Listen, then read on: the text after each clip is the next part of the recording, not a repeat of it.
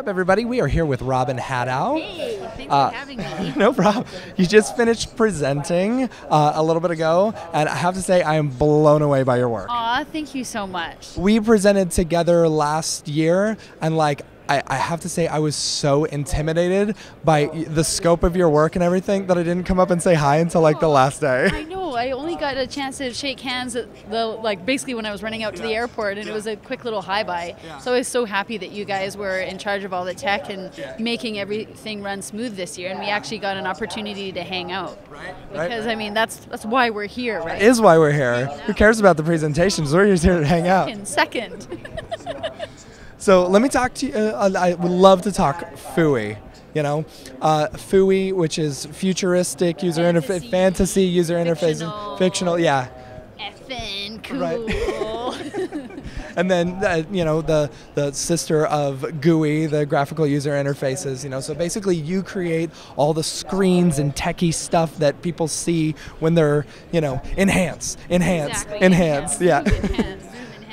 Yeah, that's totally well said. All of the screens that are on set to serve as dressing for the set for a specific character's lair, all of the graphics that actors interact with on devices like tablets, environmental, I think more and more too, particularly with superheroes, there's wearable gauntlets, chess pieces, and the point of screen graphics is to sort of narrate the script and move a story point forward that sometimes is difficult to or boring to just say, or it's sort of a big deal to maybe film, and so it's something that has to translate in 24 frames or less, just an instant. You can look at the graphic and understand access denied or access granted are two typical tropes that we often face when we're putting together some elements.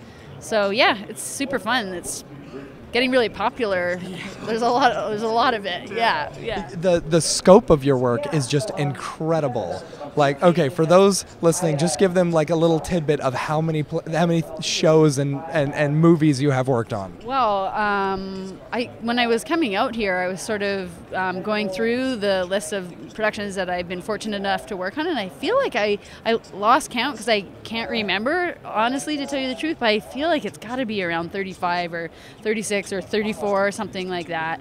My favorite experience was working on Guardians of the Galaxy Volume 2. And I was in charge of designing all of the screens for the Ravager ship called the Quadrant. Now, there's a lot of technical issues I later heard about in post when comping all of the graphics, because they were textured, scratched, grungy screens on plexiglass, and it was sort of difficult to get clean 3D tracks. And I know a lot of it ended up on the cutting room floor, as a lot of this stuff does in the industry. That's sort of par for the course. So I'm kind of curious. I haven't seen the entire movie yet. I'm famous for falling asleep. It's pretty good. Yeah. I think it's pretty good. I saw the beginning, so things may or may not have made it. That's sort of the goal, but it's also just the fun of putting together the screens for me. I really enjoy the design and animation process of that. So you've got an amazing design as far as these go. Do you ever actually sketch them out? I mean, I'm assuming that they come to you, or do you get the footage? Okay, let me start over because I'm asking so many questions at once. Okay. Do you get the footage ahead of time where you actually know what screens they're putting in? Yes and no. Okay. Yes and no. So most of the graphics that I do are for playback, which means that you design and animate, and there's no time for sketching. So it's sort of an idea, and the sketching is prepping your asset, your C4D file for render passes, and I'll just screen grab a frame and drag that into Illustrator or Photoshop and sort of build out and paint over broad stroke composition first before getting into the finer detail of elements, and then complete the animation that gets put into director file, or it's just QuickTime. It's loaded into a device for playback that goes on set. So it's there's like design, animation, or conceived design is core. One of my really good friends, he's a really talented artist. His name's Deca Digital. I'm sure you guys have heard of him and his work, and he always says it breaks it down into the parts of conceive, design, animate, and author, and then ship that out to set where they light it up. The operators light it up, so there actually is something on the devices to aid the actors. Yeah, so it actually goes to set and serves as a visual for the actors to interact with and act, I guess, off of. And then sometimes that just is what stays in the shot and shows up. And then oftentimes, if it's like a more important story point or they want to change it, then that will show up again in post and get redone and then comped in, and we do that as well. Like, so you guys do some of the 3D tracking of the scenes? No, thankfully, no. There's only so much time in a day. There's only no. Like I'll redesign a screen or remake something or change it that gets sent off to another post house to do the final composite. Oh, gosh, there's so many questions. Okay, so at what point I'm assuming, like, with so much work that is involved in some of these screens, you know? You forget. I'll open up whole sets and I made that, or did I make that? When? Like, there's a lot. The shows every year I find get exponentially bigger with the demand for having monitors or wall monitors or just devices in the environment. So you tend to make a lot. Yeah. So at what point, what's your average time on creating one of these screens? Like, I watched your presentation, you rocked out about like 3 screens worth just in that time. And I bet you anything, if you weren't talking, you could have done it a lot faster, you know? So it's like, what's the average time, or what's like the shortest one that you've done versus, like, is there one that has been really drawn out and taken you, Not. Like, I wish there was. Typically a day. Get something going. Like, I don't work in a linear fashion at all, just because I'll do broad strokes, like with the design and setting up the composition. I'll start animating, and then through that process I'll see where little design bits are needed, and it's often even just a still, or to have something there for like a color accent or visual interest. And I definitely go back and forth, because otherwise I find you can get too caught up in detail that doesn't really matter, and it's just texture, right? Your eye doesn't see all of what that exactly is. You just want to have a layer of texture. And also, I like to the last couple of years I've been dedicated time into learning expressions and being able to get the computer to do all of the thinking and all of the repetitive tasks. And so I'll just make one and then use an expression to duplicate it, or have the computer do all the calculating, so that also can free up my time to think about and worry about other things. What now? FUI and the GUI stuff is like, it's a generally new, newer. Yeah, absolutely. How did you get into it? Like, and how would someone new in this industry get into it? Because, like, I mean, you're one of the pioneers in this right now. I definitely wouldn't say that at all. I totally look up to guys like Deca Digital, who I mentioned, Jace Hansen, his work.